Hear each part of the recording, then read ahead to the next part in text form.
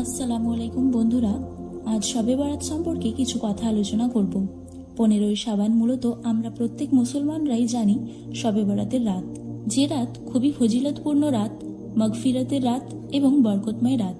আমাদের মনে প্রশ্ন আসেই, এই শবে বরাতের রাতে কি করা উচিত আমাদের প্রত্যেক মুসলমান ভাই বোনেদের মাইন্ডে এই প্রশ্ন আসে, এই রাতে আমরা কোন ইবাদত করব, কত রাকাত নামাজ পড়ব, ইত্যাদি ইত্যাদি।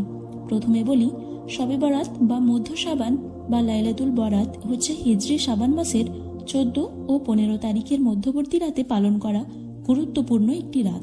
আমাদের প্রিয় নবী রাসূল সাল্লাল্লাহু আলাইহি ওয়াসাল্লাম বলেন, আল্লাহ তাআলা মধ্য শাবানের রাতে আত্মপ্রকাশ করেন এবং মুশরিক ও হিংসুক ব্যতীত তার সৃষ্টির সকলকে ক্ষমা করেন। হাদিসে বর্ণিত রয়েছে, রাসূল সাল্লাল্লাহু আলাইহি ওয়াসাল্লাম এই মাসে বেশি বেশি রোজা পালন করতেন। শাবান মাসের রোজা ছিল তার কাছে খুবই প্রিয়। এই শবে বরাতের রাতে ইবাদতগুলো হলো নফল ইবাদত। শবে বরাতের রাত আল্লাহ তাআলার কাছে চাওয়া রাত, ওনার কাছে নিজের গুনাহের ক্ষমা চাওয়ার রাত। তুমি আল্লাহ তাআলার কাছে ক্ষমা চাও নিজের গুনাহের, এই রাতে আল্লাহ তাআলা মাফ করে দিবেন। তোমার গুনাহ যতই বড় হোক না কেন বা তোমার সমস্ত গুনাহ আকাশ পর্যন্ত পৌঁছে যাক না কেন, আল্লাহ তাআলা সবই মাফ করে দেবেন।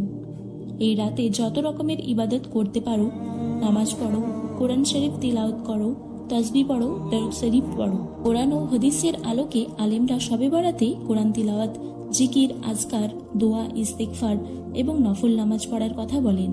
আল্লাহ তাআলা রাসূল সাল্লাল্লাহু আলাইহি ওয়াসাল্লাম এই রাতে দীর্ঘ সময় নিয়ে নফল নামাজ পড়েছেন বলে হাদিসের মাধ্যমে প্রমাণিত।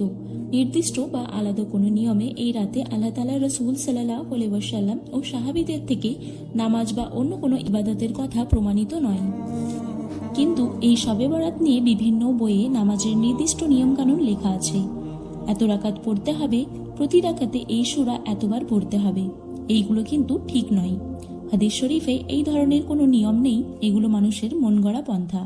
এই রাতে যদি কেউ নামাজ পড়তে চায় তাহলে তার নিয়ম হলো অন্য নফল নামাজের মতোই 2 রাকাত করে নামাজ পড়া। প্রতি রাকাতেই সূরা ফাতিহার পর যে কোনো সূরা পড়া।